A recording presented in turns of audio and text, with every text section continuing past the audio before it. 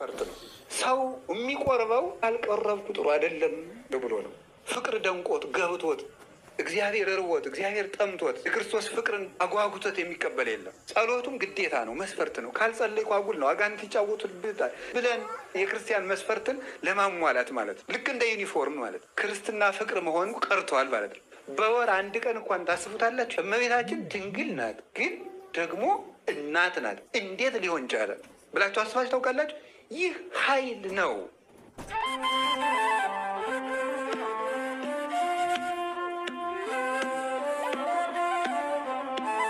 በስመ አብ ወወልድ ወመንፈስ ቅዱስ አሐዱ አምላክ።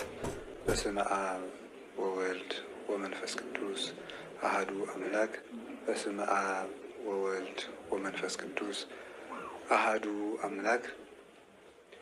ቅድመ ዓለም የነበረ ማዕከለ ዓለም ያለ ዓለምን አሳልፎ የሚኖር የአባቶቻችን አምላክ ቅዱስ እግዚአብሔር በሀብተ ስቦ በረድኤት አቅርቦ በቸርነቱ ስለሰበሰበን የሰውን ነገድ ወዶ ላደረገው የቸርነት ስራ ሁሉ ስሙ የተመሰገነ ይሁን።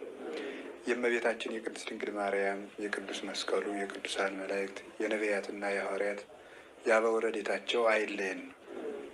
የተከበሩ መምህራችን መምህር አባ ገብረ ሥላሴ የርዕሰ ገዳማት ወአድባራት ጣና ቅዱስ ቂርቆስ የአባቶችና የእናቶች ገዳም አበምኔት፣ የተወደዳችሁ አባቶቻችን ካህናት፣ ወንድሞቻችን ዲያቆናት፣ የጌታችን የመድኃኒታችን የኢየሱስ ክርስቶስ ክቡራን ቤተሰቦቹ የምትሆኑ አባቶች መነኮሳት፣ እናቶች መነኮሳያት፣ ምእመናን ክርስቶስ ተንሥአ እሙታን አሰሮ ለሰይጣን ሰላም ኮነ። ሕማማችን፣ ሞታችን፣ መከራችንን ተቀብሎ ለእኛ ሰላምን የሰጠን የሰላም አምላክ ኢየሱስ ክርስቶስ ክብርና ምስጋና ለጌትነቱ ይሁን። በመካከላችን ተገኝቶ እንዲያስተምረን ቅዱስ ፈቃዱ ይሁንልን። እንኳን አደረሳችሁ። የምንማማርበት የትምህርታችን ርዕስ የሚሆነው ክርስቶስ ተንሥአ እሙታን በአቢይ ኃይል ወስልጣን በሚል ርዕስ ነው የምንማማረው። እስኪ በሉ ድገሙት። ድገሙ። ወደ አማርኛ ስንመልሰው ክርስቶስ በታላቅ ስልጣን ተነሳ የሚል ነው። በሉ በአማርኛ ድገሙት። ሶስተኛ ምን አለ? በታላቅ ኃይል በታላቅ ስልጣን ተነሳ የሚል ነው። ቃሉን የተናገረው ቅዱስ ያሬድ ነው። ክርስቶስ ተንሥአ እሙታን በአቢይ ኃይል ወስልጣን አሰሮ ለሰይጣን አግዓዞ ለአዳም ሰላም ይእዜሰ ኮነ ፍስሐ ወሰላም የሚለውን የተናገረው ቅዱስ ያሬድ በድጓው የፋሲካ ድጓ ላይ የተናገረው ነው ማለት ነው። ድጓው እንግዲህ በክፍለ ዘመን ይከፈላል። እሱ በአራቱ ክፍለ ዘመን ከፍሎ ለምስጢር መንፈስ ቅዱስ ባቀበለው አከፋፈል አመስግኖታል። ምስጢር ትርጓሜ አበጅቶ አስቀምጦበታል እና የፋሲካ ድጓ የሚባል አለው። የፋሲካ ድጓ የሚባለው የጌታችን የመድኃኒታችን ኢየሱስ ክርስቶስን ሕማሙን፣ ሞቱን፣ ስቅለቱን፣ ትንሣኤውን ይህን ሁሉ የሚያዘክር ነው። የጸአተ ሲኦል ድጓም ይባላል በዚያውም ማለት ነው። እዚህ ላይ ክርስቶስ በታላቅ ኃይል ተነሳ ብሎ ተናግሯል። ፋሲካ ማለት እንደምታውቁት መሻገር፣ ማለፍ ማለት ነው። በዕብራይስጥ ቋንቋ ፔሳህ ይባላል። በእኛ ደግሞ ፋሲካ ይባላል። ፋሲካ ማለት መሻገር፣ ማለፍ ማለት ነው። ፋሲካ ብሂል ማይዶት ብሂል በዘቦቱ አዶነ እሞት ውስተ ሕይወት። ፋሲካ ማለት መሻገር ማለት ነው። በእርሱ ከሞት ወደ ሕይወት ተሸጋግረናልና ይላል ቅዱስ ያሬድ ራሱ ሲናገር። ሊቃውንቱ ነገ ሰኞ በቤተ ክርስቲያን የሚያደርሱት ቃለ እግዚአብሔር ነው። ይሄ ፋሲካ ብሂል ማዕዶት ብሂል፣ ፋሲካ ማለት መሻገር ማለት ነው የሚለውን ራሱ ቅዱስ ያሬድ በዜማ እየተረጎመ ይናገራል። ፋሲካ ብሂል ማዕዶት ብሂል፣ ፋሲካ ማለት መሻገር ማለት ነው። ለምን ስንለው በዘቦቱ አዶነ እሞት ውስተ ሕይወት፣ በሱ ከሞት ወደ ሕይወት ተሸጋግረናልና ብሎ ይናገራል። ይህን ፋሲካ የሚለውን ቃል ለመጀመሪያ ጊዜ የተናገረው እግዚአብሔር ነው።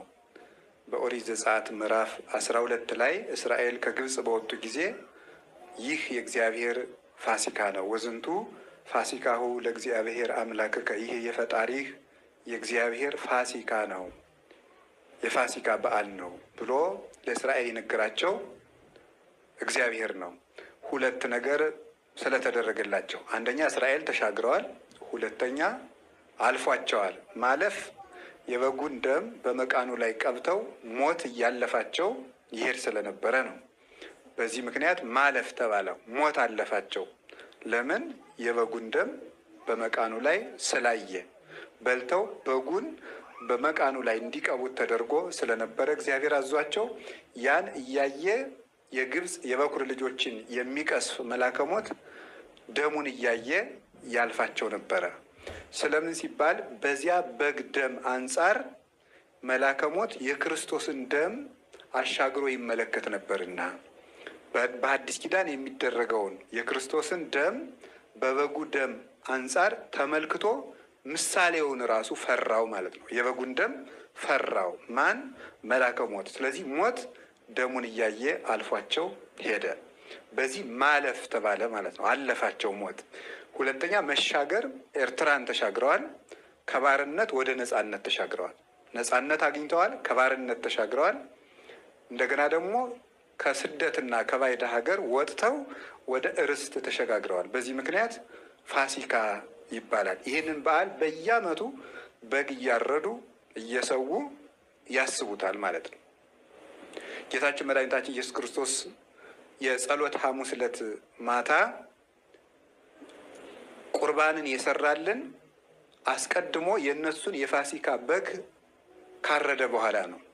ለምን ሲባል የመጨረሻው በግ እርሱ መሆኑን ለማስረዳት ማለት ነው። ስለዚህ አሁን ፋሲካችን ማን ነው ሲባል ኢየሱስ ክርስቶስ ሆነ ማለት ነው። ቅዱስ ዮሐንስ መጥምቅ ዮሐንስ ወንጌል ምዕራፍ 1 ላይ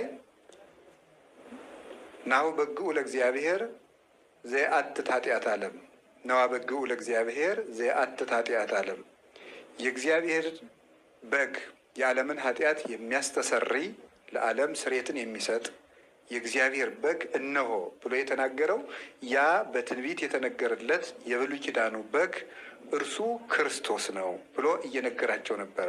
ስለዚህ ጌታችን ኢየሱስ ክርስቶስ የማቴዎስ ወንጌል ምዕራፍ 26 ቁጥር 26 ስትመለከቱ በጉን ከበሉ በኋላ ለሐዋርያት ህብስቱን ባርኮ ወደ ስጋው ለውጦ ወይኑን አክብሮ ወደ ደሙ ለውጦ ሰጣቸው። በጉን ከበሉ በኋላ ያደረገበት ምክንያት ይሄኛው አልፏል፣ የመጨረሻው እውነተኛው የፋሲካ በግ እኔ ነኝ፣ እውነተኛው ስጋም የኔ ስጋ ነው፣ እውነተኛው ደምም የኔ ደም ነው ብሎ ትክክለኛውን ፋሲካ